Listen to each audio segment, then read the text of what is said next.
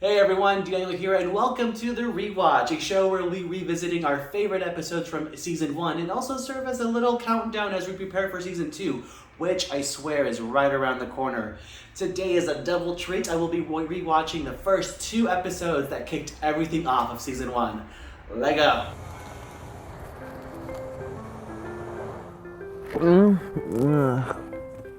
Alright, so RIP to my old car, which legit was my old car. All of these sequences were filmed, all of these opening sequences were filmed at 5 a.m., so it was a nice early call shoot time for sure. I did. I did. I purposely broke my bumper for this specific shot. Let's see what we have. Let's just start.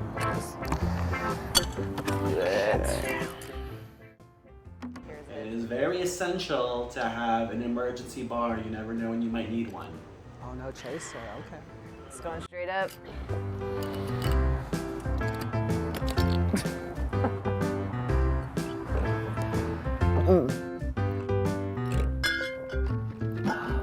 I hand sewed this jacket. It's a lot of little tiny pearls. Not for this shoot, but it was for Lady Gaga concert. But of course I had to reuse it.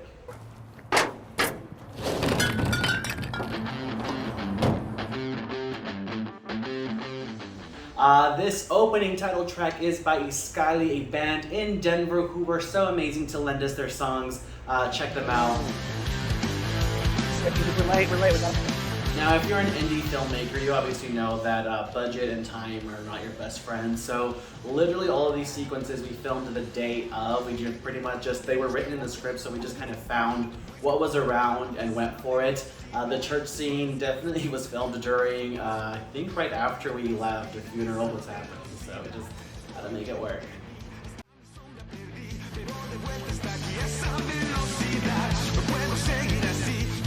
This is for the fresh door employee careers. That's a job. You think you can just waste liquor now? You know who I hate? Those bitches who claim to love Selena, but yet the only song they know is Beady Beady Bum Bum. I still do hate them bitches. You don't know her, Heather. Ooh. Anything for Selena. Now, all of these Jasmine Guillermo scenes, especially in the cold openings that you see during season 1, originally I wrote them that they were in a car just chilling and drinking. Not that I advocate for drinking in the car, but you know.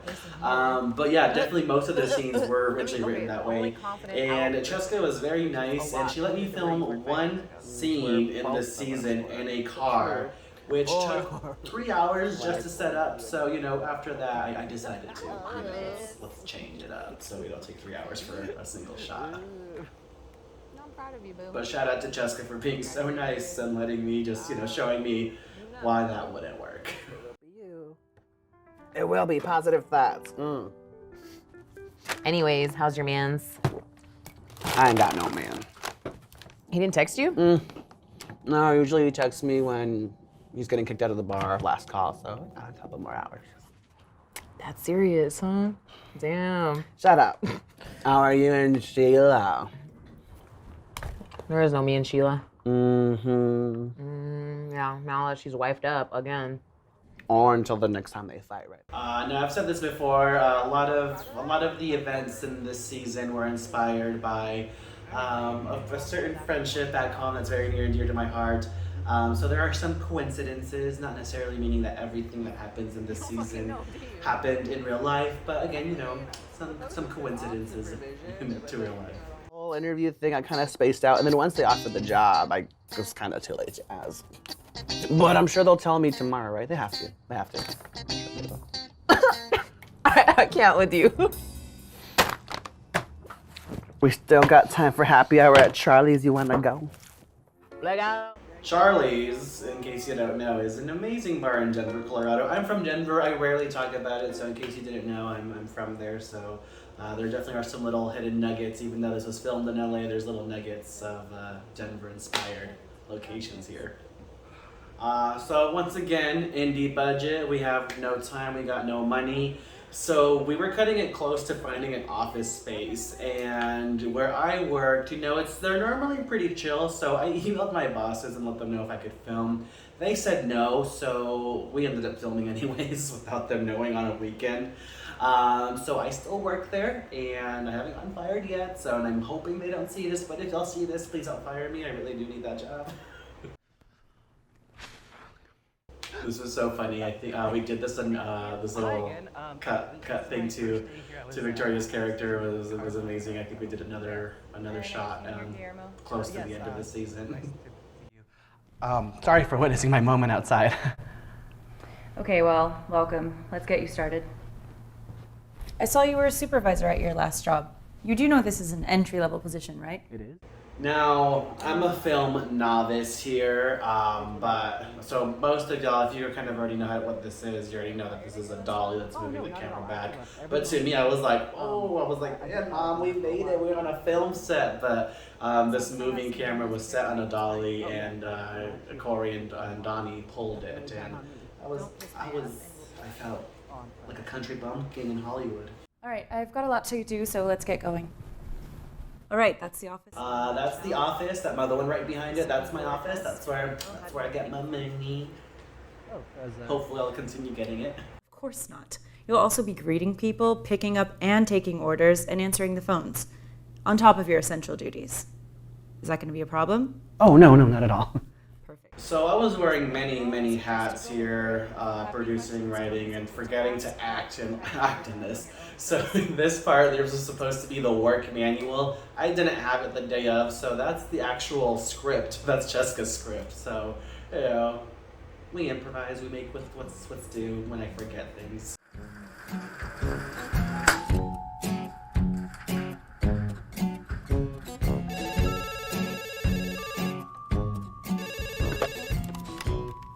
Hello. Hi, this is Guillermo. What's yours? Oh no, sorry. No, yeah. This is We Market You, the company. Your order? Did you put an order? Actually, can I put you on a quick hold? Thank you.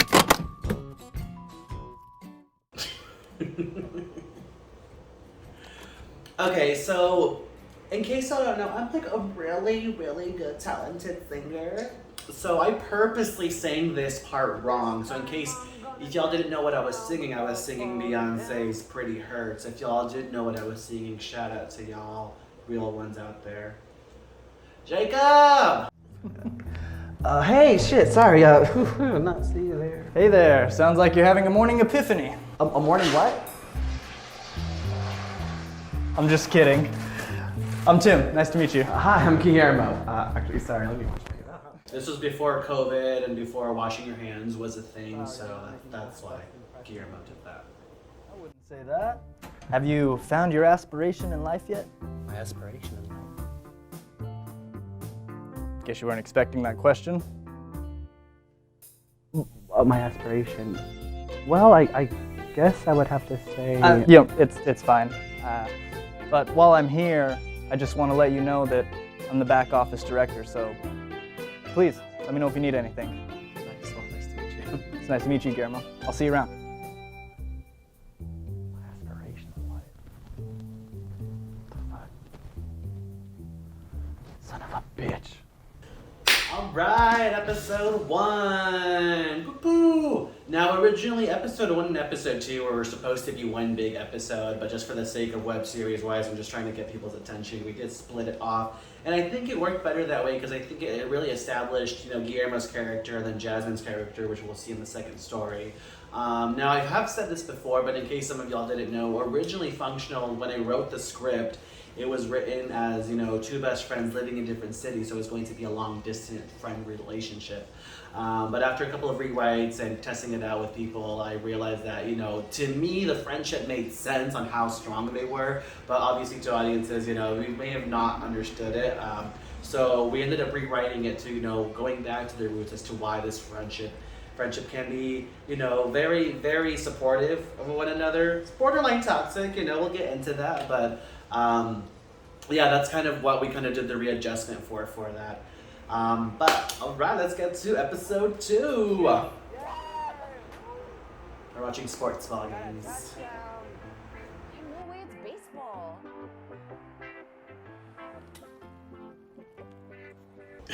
So this was filmed at a park in Hawthorne where I used to live. Again, we were legit doing it, but part of that big 12-hour day where we're filming all the cold openings. And while we were filming it, there was a gentleman on the side just watching us film, just not knowing what was going on, and he like let out the biggest laugh. So it very much assured us that okay, this is a comedy. So it was really funny.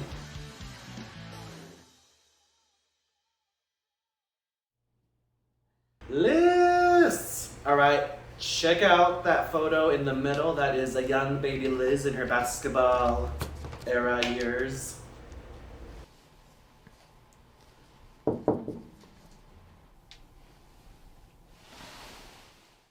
Ines. Peep the posters in the back. I purposely wanted to give Jasmine's character a little like punky edge stuff, so we'll see, kind of wanted to add her a musical taste of like rockera. She listens to Nirvana, she listens to RBD, because obviously that's what a young queer person does. This was an amazing Airbnb in Inglewood with these friends that my mom made when she came to visit, and so I told them about the series, and they were more than happy in renting it out and letting us film it. So, people helping people, this is how we make the dream work. Don't want to disturb you. You look lovely in the morning. Oh, I mean, you just can't be mad at that when she walks away. So all of the grocery store scenes, all of them, we filmed it in one night. Everyone was so happy with me that night, but we filmed from literally 8 p.m. to 8 a.m. that night. So I think this sequence was like at 3 in the morning. Everyone was running on zero energy. Looking fly. What up? Want to introduce you to Jackson! Gonna be shadowing you Well, today. introducing Debbie. All of the people in the background were legit, mostly my friends, and then some amazing volunteers when we had a casting call. Didn't know what the show was about, but they showed up and they were troopers all night. Oh my gosh. I can't wait. So excited. You ain't shit. I'm just kidding. I'm kidding. Oh. I'm kidding.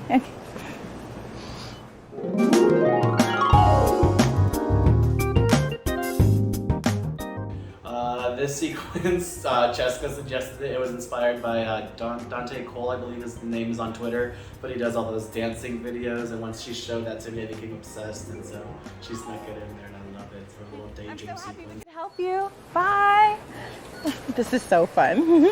Yeah, it's life-changing. Yeah, this morning, basically, I FaceTime my mom, and then when I FaceTime my mom, I asked her what kind of... Oh my gosh, listen to like what Jenny says in the background. We had multiple takes, and legit, she always just had some random off-trail stuff that kind of just went off as Jasmine daydreamed, and they were so hilarious. I have multiple takes of that. This slow motion scene again. It was 3 a.m., 4 a.m. We had so much fun filming this and living for it again while we were running on no sleep. Hey, girlie. Oh, you're here. Yeah, I just needed some groceries before I went to work. Well, we happen to have those here. Miss, excuse me, can you, check in the back and see if you have anything on this list?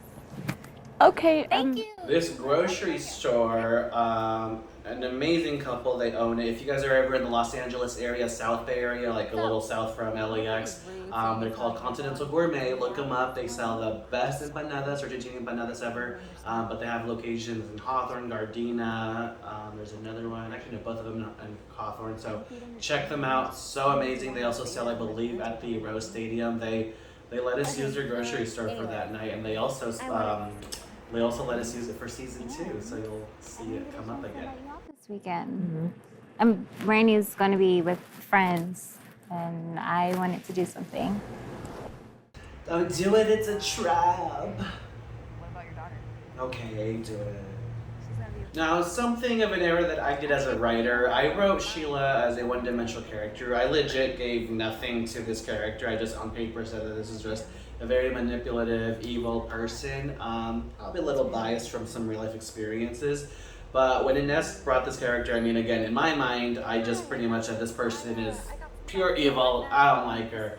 Ines gave her so much depth, asked me all these questions that I didn't even think about who this character was. So she made her so lovable, and I was like, I get it. You know what? I would be put through that too. Thank you. Thanks, Jenny. Oh, yeah. I'm having so much fun.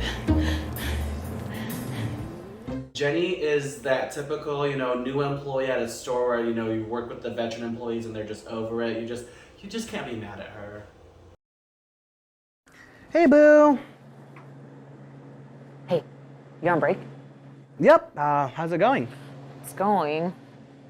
I met your new replacement. She loves everything. I will. We got a nice little Easter egg. That's Cheska right over there. Again, we're running on a small crew. We legit had to use extras when we could, but keep an eye out for Cheska. And actually, Maddie says both of them are legit pop in and out in multiple episodes, being different characters. You still have no clue what you're supposed to be doing, huh? Not a clue. Nice. So, what did you do last night? I didn't hear back from you. Oh, nothing much. Just hung out a bit. Hung out at home with a friend. What friend are you talking to? See, now I would say this is very toxic and very supportive of a friendship, but I mean, who doesn't have one, especially being queer friends? And I think that was the point, showing a time, at least in my life, in a queer person's life, where you don't really have your parents to go to, you don't have straight friends to go to, you pretty much have each other, and that's who Jasmine and Guillermo are. You just know my opinion on it. I know. So, how was it? Dude, there's a reason why I'm gay, and she proves that reason. All right, other Easter eggs. So in the back of this office where Guillermo is at, we snuck in 3 Easter eggs. I don't know if you guys noticed it the first time. First, we see the Leslie poster, a web series that Corey and I were gratefully part of. That's how we met. Second poster is web series It's Complicated, where Corey and Cheska met. Cheska directed this one along with Donnie as well.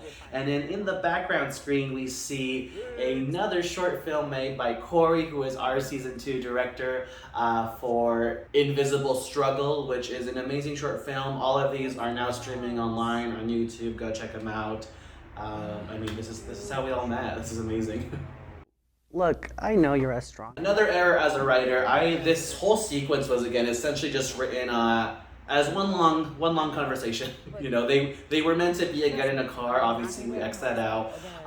But what Cheska suggested is, things that I wouldn't notice. So as a writer, if you're a new writer, new film director, things that I don't really notice is, the audience gets bored if it's essentially just watching them in one scene. This isn't a play. So she definitely suggested to, cut it up so they're, it looks like this is a long conversation. They're in different locations, and it looked perfect. It looked amazing. Again, stuff that I wouldn't think about. So very, very grateful for Cheska for that.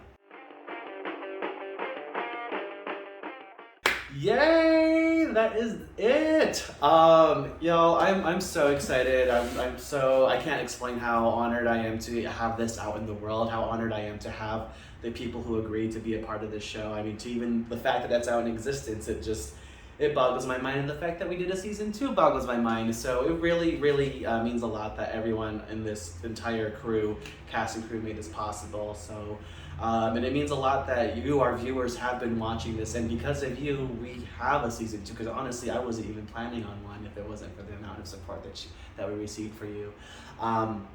So with that said, you have no idea how I'm excited for season 2. Filming it this year has been such a joy, especially with everything going on in the world. And I promise you, it is going to be coming out sooner rather than later. So keep your eyes peeled this month.